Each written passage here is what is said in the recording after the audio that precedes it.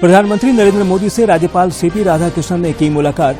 राज्य के विकास संबंधी विभिन्न विषयों पर हुई चर्चा। तीसरे कार्यकाल की दी बधाई। राज्य में 25 जून से शुरू होगा मतदाता विशेष संक्षिप्त पुनरीक्षण कार्य।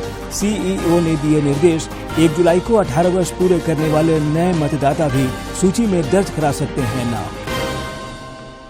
जमशेदपुर में clinical cardio diabetes society of India का वार्षिक अधिवेशन जारी। देश भर के चिकित्सक मधुमेह और हृदय रोग संबंधी उपचार पर कर रहे हैं मंथन। और रांची के जगन्नाथपुर मंदिर में आज भगवान जगन्नाथ, भाई बलभद्र और बहन सुभद्रा का शाही स्नान। श्रद्धालुओं की भीड़। 15 दिन के लिए एकांतवास में जाएंगे प्रभु जगन्नाथ।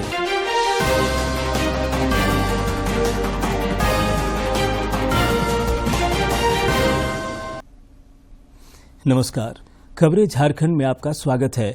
मैं हूं ज्ञानेश्वर प्रसाद श्रीवास्तव और अब समाचार विस्तार से। बांग्लादेश की प्रधानमंत्री शेख हसीना भारत की 2 दिवसीय यात्रा पर हैं। उनका आज राष्ट्रपति भवन में रस्मी स्वागत किया गया। इस मौके पर प्रधानमंत्री नरेंद्र मोदी भी मौजूद थे। बांग्लादेश की प्रधानमंत्री ने राजघाट पहुंचकर राष्ट्रपिता महात्मा गांधी को भी नमन किया।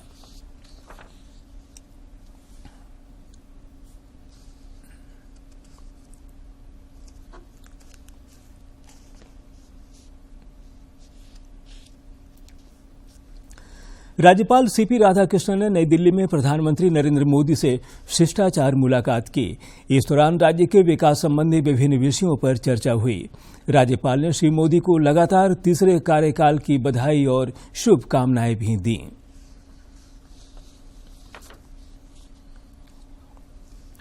केंद्रीय वित्त मंत्री निर्मला सीतारमण की अध्यक्षता में आज नई दिल्ली में जीएसटी परिषद की 53वीं बैठक हो रही है। यह बैठक 2 चरणों में आयोजित हो रही है। इसमें बजट प्रावधानों के साथ ही कर दरों पर चर्चा की उम्मीद है। राज्य मंत्री पंकज चौधरी और राज्यों के वित्त मंत्री भी शामिल होंगे। बैठक में कई अहम मुद्दों पर विचार विमर्श हो सकता है, जिसमें ऑनलाइन गेमिंग पर टैक्सेशन जैसे मुद्दों पर बातचीत हो सकती है। इससे पहले जीएसटी परिषद की 52वीं बैठक पिछले वर्ष 7 अक्टूबर को हुई। जीएसटी परिषद समय समय पर जीएसटी व्यवस्था से संबंधित मामलों पर विचार विमर्श करने के लिए ये बैठक करती है, जिसमें कर की दरें, नीतिगत बदलाव और प्रशासनिक मुद्दे शामिल होते हैं। जीएसटी परिषद कर के ढांचे को आकार देने में महत्वपूर्ण भूमिका निभाती है। साथ ही ये सुनिश्चित करती है कि ये देश के आर्थिक लक्ष्यों के अनुरूप हो और व्यवसायों पर कर का बोझ कम करे।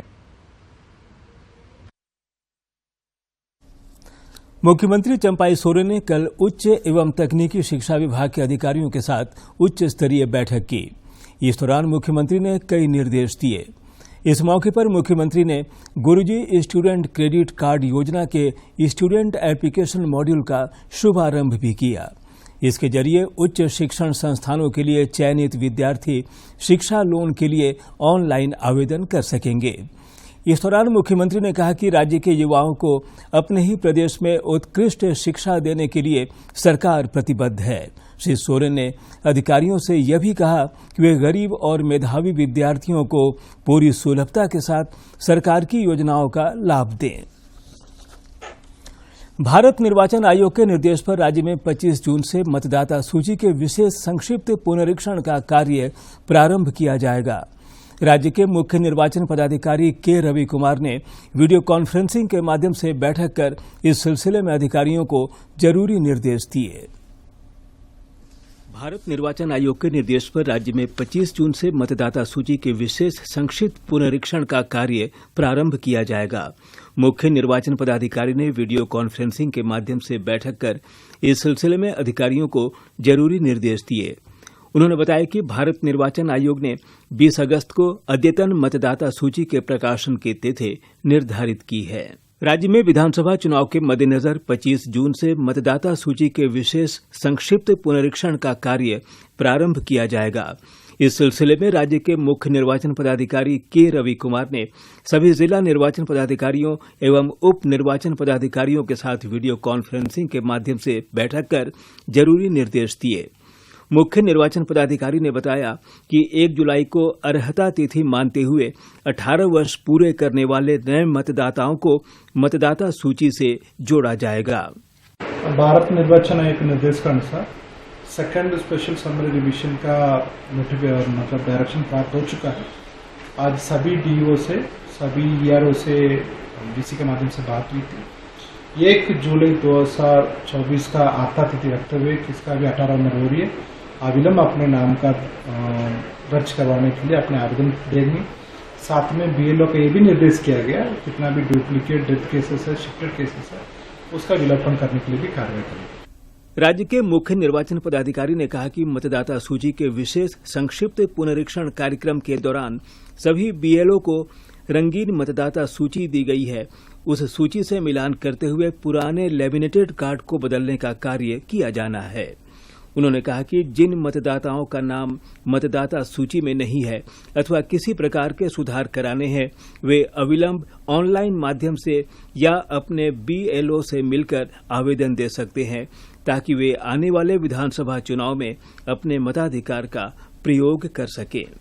सभी मतदाता से मेरा अनुरोध है, किसी का नाम छूट गया मतलब अविलंब अपने आवेदन ऑनलाइन के माध्यम से दे, नहीं मतलब बीएलओ के पास समर्पित करें, ताकि आने वाला असेंबली इलेक्शन में अपने मताधिकार का प्रयोग कर सकें। मुख्य निर्वाचन पदाधिकारी ने सभी जिला निर्वाचन पदाधिकारियों को निर्देश दिया कि वे 1500 से अधिक मतदाता संख्या वाले मतदान केंद्रों की सूची समर्पित करें, ताकि आवश्यकतानुसार नए मतदान केंद्रों की जरूरत का निर्णय ससमय किया जा सके। उन्होंने कहा कि शहरी क्षेत्र में 500 से अधिक मतदाता वाले हाउसिंग सोसाइटीज में सोसाइटी के अंदर ही मतदान केंद्र बनाने का निर्देश पहले ही जारी किया जा चुका है। इस बाबत चयनित मतदान केंद्रों की सूची भी ससमय उपलब्ध कराना सुनिश्चित करें। रांची से ब्यूरो की रिपोर्ट। 3 दिनों की रिमांड खत्म होने के बाद ईडी ने जमीन कारोबारी शेखर कुशवाहा को पीएमएलए की विशेष अदालत में पेश किया। मामले में पूछताछ के लिए ईडी ने कोर्ट से 5 दिनों का रिमांड देने का आग्रह किया। बाद में दोनों पक्षों की दलील सुनने के बाद कोर्ट ने ईडी को 4 दिनों के पुलिस रिमांड पर देने का आदेश दिया। इसके बाद ईडी की टीम शेखर को पूछताछ के लिए अपने साथ एयरपोर्ट रोड स्थित क्षेत्रीय कार्यालय ले गई। उधर ईडी ने कल जमीन कारोबारी कमलेश के घर पर भी छापेमारी की, जिसमें 1 करोड़ रुपए नकदी और बड़ी संख्या में कारतूस मिलने की सूचना है। पेपर लीक रोकने और परीक्षाओं में पारदर्शिता सुनिश्चित करने के लिए देश भर में लोक परीक्षा कानून लागू हो गई है। राष्ट्रपति ने इसको मंजूरी प्रदान कर दी थी, जिसके बाद अधिसूचना भी जारी कर दी गई है।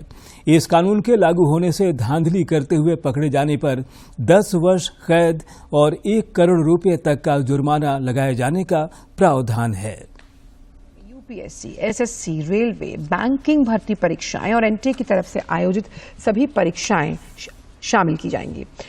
अगर कोई संस्था पेपर लीक में शामिल है तो उसकी संपत्ति नष्ट करने और परीक्षा का पूरा खर्च उसी संस्थान से वसूलने का भी नियम है। इस कानून के तहत आरोपी को जमानत का प्रावधान भी नहीं है। डीएसपी का असिस्टेंट कमिश्नर से छोटे पद पर काबिज कोई अधिकारी इस कानून के तहत जांच नहीं कर सकता।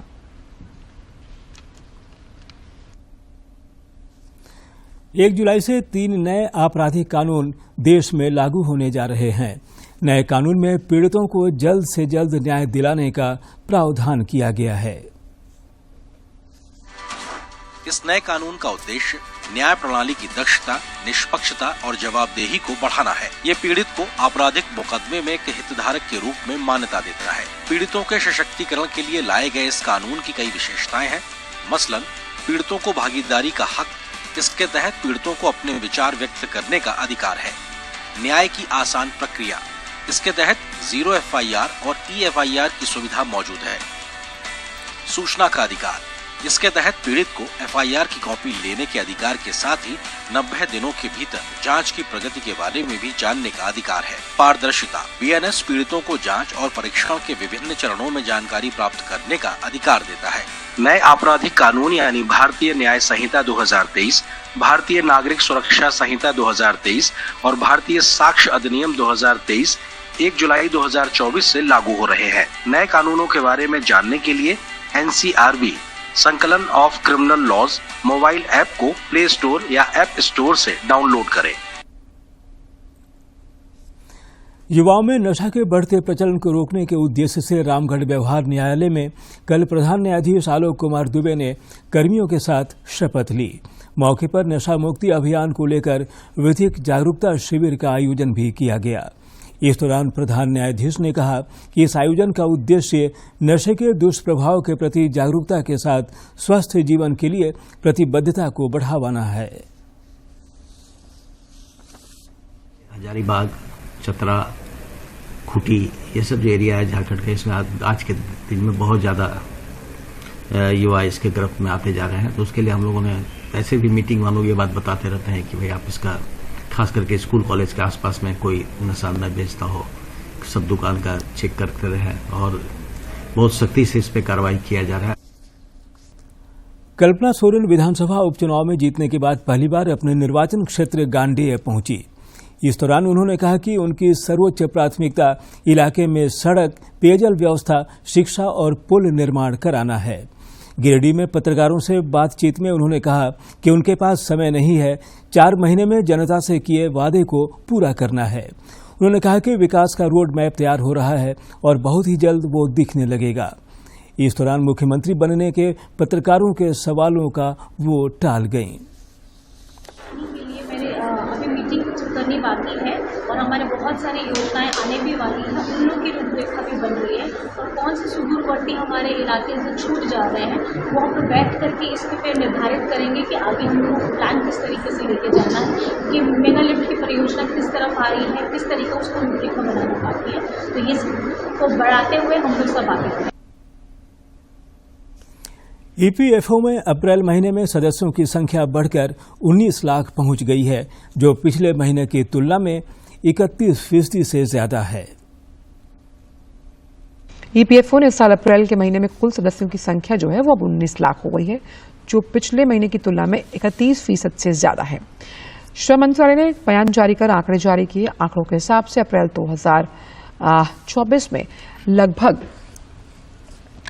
8,87,000 नए सदस्यों ने नामांकन किया। वहीं सकारात्मक संकेत ये है कि नव नामांकित सदस्यों में 55% से ज्यादा 18 से 25 आयु वर्ग के युवा हैं। लौह नगरी जमशेदपुर में clinical cardio diabetes society of India Bihar और झारखंड का 8वां वार्षिक अधिवेशन शुरू हो गया है। इस 3 दिवसीय अधिवेशन में देश भर के चिकित्सक मधुमेह और हृदय रोग संबंधी उपचार के नए रोड मैप पर मंथन कर रहे हैं। जमशेदपुर में clinical cardio diabetes society of India Bihar एवं झारखंड के 8वें वार्षिक अधिवेशन में देश भर के चिकित्सकों का जुटान हुआ है। अध्यक्ष डॉक्टर उमेश खान ने बताया कि अधिवेशन में मधुमेह और हृदय रोग संबंधी उपचार के नए रोड मैप पर मंथन चल रहा है, जिसमें लगभग 200 डॉक्टर हिस्सा ले रहे हैं। वार्षिक अधिवेशन 23 जून तक चलेगा। उद्देश्य है ताकि हम अपना एक दूसरे के साथ डिस्कस कर सके अपने सब्जेक्ट को, पेशेंट का कैसे उत्थान हो, हमारा नॉलेज कैसे बढ़ जाए, ये सब पर डिस्कस करके आपस में एक दूसरे को हेल्प करने का कोशिश करेंगे। मोटा मोटी 200 आदमी का कंटिन्यू करने का संभावना है। अधिवेशन में हिस्सा लेने आए बनारस यूनिवर्सिटी के प्रोफेसर मधुकर राय ने बताया कि भारत में डायबिटीज और हार्ट डिजीज काफी बढ़ गई है, जिसके मूल में लोगों की जीवन शैली और व्यायाम से दूरी है। उन्होंने कहा कि आज बच्चों पर दबाव बहुत ज्यादा है। स्कूल कोचिंग के चक्कर में अधिकांश बच्चे खेल खेलना भूल गए हैं। प्रोफेसर राय ने कहा कि दौड़ना और व्यायाम करना स्वास्थ्य के लिए बेहद जरूरी है। स्कूली बच्चों और युवाओं को शारीरिक गतिविधियों तथा व्यायाम और योग की तरफ बढ़ाने की जरूरत है। अगर हम लोग बच्चों से नहीं शुरू करेंगे तो आने वाले 10 सालों में हम लोग एक बीमार देश बन जाएंगे, हार्ट डिजीज और डायबिटीज से पट जाएंगे, जिसको देश को संभालना मुश्किल हो जाएगा। तो ये बहुत महत्वपूर्ण है कि हम जवान बच्चों में, स्कूल के बच्चों में, अपने परिवार में इसको कैसे प्रिवेंट करें। एक्सरसाइज, खेलने की जगह होनी चाहिए, दौड़ने की जगह होनी चाहिए, बच्चों पर स्कूल का स्ट्रेस नहीं होना चाहिए। वहीं पंजाब के भटिंडा से आए डॉक्टर वितुल गुप्ता ने बताया कि blood pressure, sugar, heart disease और मोटापा से बचने के लिए तनाव मुक्त जीवन, बेहतर खान पान, व्यायाम और तंबाकू तथा अल्कोहल से परहेज करना जरूरी है। अगर हम डाइट में कम शुगर, कम फैट जिसको चर्बी बोलते हैं वो लें, कम सॉल्ट लें और एक्टिव लाइफस्टाइल रखें, एक्सरसाइज करें, एक्सरसाइज 30 मिनट रोज के लिए, और टबैको और अल्कोहल से, तंबाकू और अल्कोहल से परहेज करें। ये हमारी जिंदगी में इन बीमारियों को कंट्रोल करने में बहुत मदद कर सकती है। Clinical cardio diabetes society of India Bihar एवं झारखंड के इस वार्षिक अधिवेशन में आज और कल भी चिकित्सकों द्वारा व्याख्यान दिया जाएगा ताकि मधुमेह और हृदय रोग संबंधी उपचार का और बेहतर तथा कारगर तरीका निकल सके। जमशेदपुर से राजेश कुमार लाल दास की रिपोर्ट। आज देव स्नान पूर्णिमा है। भगवान जगन्नाथ की भव्य रथ यात्रा से 2 सप्ताह पहले देव स्नान किया जाता है। इस मौके पर ओडिशा के पुरी स्थित जगन्नाथ मंदिर में विशेष स्नान यात्रा अनुष्ठान पूरे किए जा रहे हैं, जिसमें श्रद्धालुओं का जन सैलाब दिख रहा है। बलभद्र जी, सुभद्रा जी और सुदर्शन जी को विशेष स्नान करवाते हैं। स्नान से पहले इन तीनों की भव्य और आकर्षक यात्रा निकाली जाती है, इसीलिए इसे स्नान यात्रा भी कहते हैं।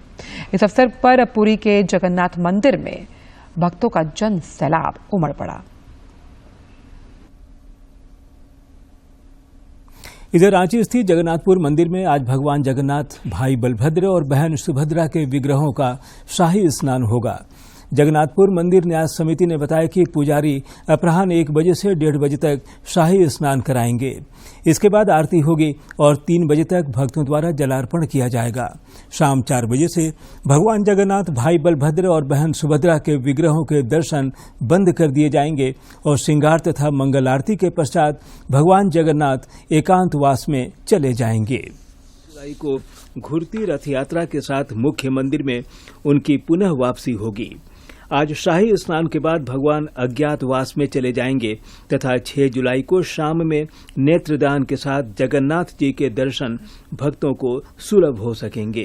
जो जगन्नाथ स्वामी का, बलभद्र स्वामी और सुभद्रा माता तीनों का रथ यात्रा जो यहाँ से 7 तारीख को जाएगी और मौसी बारी जाएगी। जगन्नाथपुर मंदिर के ऐतिहासिक पृष्ठभूमि के बारे में जानकारी देते हुए मंदिर के पुजारी ने बताया कि बरकागढ़ इलाके की इस टीले में नागवंशी राजा ठाकुर ऐनीनाथ शाहदेव ने साल 1691 में ओडिशा के पुरी की तर्ज पर इस मंदिर का निर्माण कराया था। इस मंदिर का निर्माण जो है ठाकुर ऐनीनाथ शाहदेव द्वारा सन 1691 ईस्वी में हुई थी। एक दिन स्वप्न में जगन्नाथ जी ने उनको दर्शन दिया और बोला इस पहाड़ी को इंगित करके, जहां वर्तमान में जगन्नाथपुर मंदिर है, इंगित करते हुए उन्होंने कहा कि इस मंदिर पे मेरा निर्माण कराओ, इस जगह पे मेरे मंदिर का निर्माण कराओ, विग्रहों का निर्माण करा करके पुरी से लेकर के आओ और प्राण प्रतिष्ठा कराओ, तो जो दर्शन का लाभ पुरी में करने से मिलता वही आपकी प्रजा को यहाँ वही लाभ मिलेगा। जगन्नाथपुर मंदिर के दूसरे पुजारी पंडित अश्विनी मिश्रा ने बताया कि रांची का ऐतिहासिक जगन्नाथपुर मंदिर करोड़ों लोगों की आस्था का केंद्र है। यहाँ हर वर्ष ऐतिहासिक रथ यात्रा में जन सैलाब उमड़ता है और श्रद्धालु मनोकामनाएं लिए पहुँचते हैं। रथ यात्रा का समय नजदीक आता है तो लोगों का उत्साह बढ़ जाता है। जगन्नाथपुर का यह मंदिर खूबसूरत प्राकृतिक छटा के बीच काफी ऊंची पहाड़ी पर बना हुआ है। यहाँ से पूरे रांची शहर का मनोरम दृश्य देखने को मिलता है। यही कारण है कि यहाँ श्रद्धालुओं के अलावा साल भर पर्यटकों की भी भीड़ लगी रहती है। जब से जन्म लिए हैं तब से देख रहे हैं, जो मनोकामना मांगते हैं वो मिलता है। संपूर्ण आस्था जुड़ी हुई है। भगवान जगन्नाथ पृथ्वी पर जागृत देव हैं। यहाँ आने के बाद जगन्नाथ भगवान के दरबार में बहुत ही अच्छा लगता है, एक मतलब अच्छी फीलिंग आती है। जगन्नाथपुर के ऐतिहासिक रथ यात्रा मेले की एक खास बात यह है कि उस मंदिर में आसपास के सभी संप्रदाय के लोगों की इससे आस्था जुड़ी हुई है। नागवंशी राजाओं ने उस जमाने में समाज के हर वर्ग के लोगों को इस मंदिर से जोड़ के रखने की जो व्यवस्था की थी वह आज भी कायम है। तो शैव भी हैं, वैष्णव भी हैं और माँ सुभद्रा को अगर जोड़े तो वो देवी शाक्त परंपरा से भी आते हैं। तो जो भी पौराणिक परंपराएं रही हैं, शाक्त हों, शैव हों, वैष्णव हों, और जनजातीय परंपरा की, सरना धर्म की जो परंपरा है, सबका जुड़ाव भगवान जगन्नाथ के साथ है। इसलिए आम लोगों का बहुत ही लगाव है। रांची का ऐतिहासिक जगन्नाथपुर मेला झारखंडी कला संस्कृति का भी बड़ा केंद्र है। यहाँ भक्ति के साथ साथ संस्कृति के भी बेजोड़ दर्शन होते हैं, जो बरबस जगन्नाथ स्वामी के भक्तों को आकर्षित करता है। रांची से कैमरा पर्सन विकास के साथ प्रताप की रिपोर्ट। अमरनाथ जी की आज प्रथम पूजा हुई। जम्मू कश्मीर के उपराज्यपाल मनोज सिन्हा ने वर्चुअल तरीके से पूजा अर्चना कर देश के विकास की मंगल कामना की। इस वर्ष अमरनाथ जी की यात्रा 29 जून से 29 अगस्त तक चलेगी। इस वर्ष श्री अमरनाथ जी की यात्रा 29 जून से शुरू हो रही है और 19 अगस्त 2024 को समाप्त होगी। मान्यता है कि श्री अमरनाथ जी की पवित्र गुफा में भगवान शिव ने माता पार्वती को अमरत्व की कथा सुनाई थी।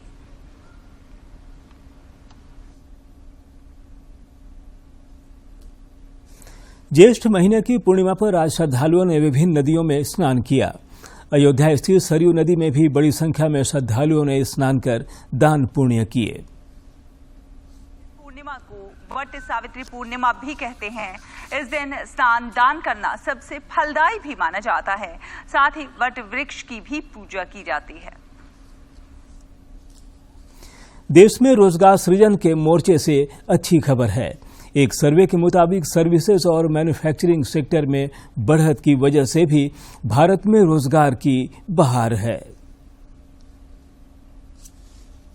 एक सर्वे के अनुसार जून में भारत का कंपोजिट पीएमआई 60.9 दर्ज किया गया है, जो कि मई महीने में 60.5 दर्ज किया गया था। आपको बता दें कि 50 से अधिक पीएमआई अर्थव्यवस्था में बढ़ती मांग और रोजगार सृजन को दर्शाता है। लगातार 35 महीनों से भारत से परचेजिंग मैनेजर्स इंडेक्स यानी कि पीएमआई में बढ़ोतरी दर्ज की जा रही है। कंपोजिट पीएमआई के ये शुरुआती आंकड़े हैं, जिसमें बाद में बदलाव भी संभव है। सेवा क्षेत्र में भी मांग में तेजी बरकरार है। सर्वे में कहा गया है कि मैन्युफैक्चरिंग और सेवा क्षेत्र में तेजी दर्ज की गई है, जबकि एक्सपोर्ट मांग में थोड़ी सुस्ती नजर आई है। मांग बढ़ने से कंपनियों पर नौकरी देने का दबाव बढ़ा है और रोजगार सृजन की रफ्तार 18 सालों में सबसे तेज नजर आई है। S&P ग्लोबल हर महीने मैन्युफैक्चरिंग और सर्विसेज दोनों ही सेक्टर्स में काम कर रही कंपनियों का सर्वे कराता है और दोनों सेक्टर के मिले जुले प्रदर्शन को कंपोजिट पीएमआई इंडेक्स के तौर पर जारी किया जाता है। प्रधानमंत्री नरेंद्र मोदी इस महीने की 30 तारीख को आकाशवाणी से मन की बात कार्यक्रम में अपने विचार साझा करेंगे। कार्यक्रम के लिए लोग अपने विचार और सुझाव माईगॉव पोर्टल और टोल फ्री नंबर 1800-117800 पर 28 जून तक भेजे जा सकते हैं। मन की बात है जन जन की बात, सभी की कुछ अपनी सी कहानी, कुछ सफलताओं की, अनकही विरासत की, उम्मीदें नए भारत की। महीने के आखिरी रविवार का रहता है इंतजार। ब्रह्मपुत्र के घाट से हिमालय के विस्तार तक होती है मन की बात प्रधानमंत्री के साथ। तो सुनिए इस महीने 30 जून सुबह 11 बजे मन की बात आकाशवाणी और दूरदर्शन के सभी चैनलों पर। आप भी माननीय प्रधानमंत्री के मन की बात का हिस्सा बन सकते हैं। इसके लिए आप अपने सुझाव post box number 111 Akashvani Delhi पर भेज सकते हैं। नमो ऐप या माईगॉव के ओपन फोरम में पोस्ट कर सकते हैं। तो याद रखें, रविवार 30 जून सुबह 11 बजे मन की बात।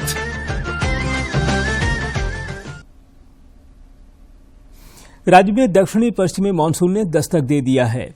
मानसून की एंट्री साहिबगंज और पाकुड़ के रास्ते हुई। इसके साथ ही यह आगे की ओर बढ़ चला है। मौसम विज्ञान केंद्र रांची के अनुसार राज्य में 27 जून तक बारिश का पूर्वानुमान है। 24 जून को राज्य के उत्तर पूर्वी क्षेत्रों में भारी बारिश हो सकती है। वहीं 25 जून को उत्तर पूर्वी इलाकों के साथ ही उससे सटे मध्य भागों के लिए भी भारी बारिश की चेतावनी जारी की गई है। इस अवधि में तेज हवाओं के चलने और वज्रपात की भी आशंका है।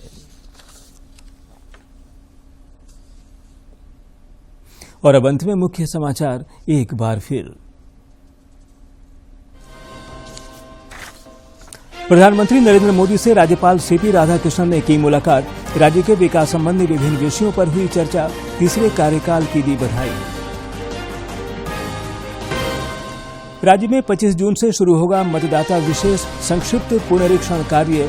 सीईओ ने दिए निर्देश। 1 जुलाई को 18 वर्ष पूरे करने वाले नए मतदाता भी सूची में दर्ज करा सकते हैं नाम। जमशेदपुर में clinical cardio diabetes society of India का वार्षिक अधिवेशन जारी। देश भर के चिकित्सक मधुमेह और हृदय रोग संबंधी उपचार पर कर रहे हैं मंथन।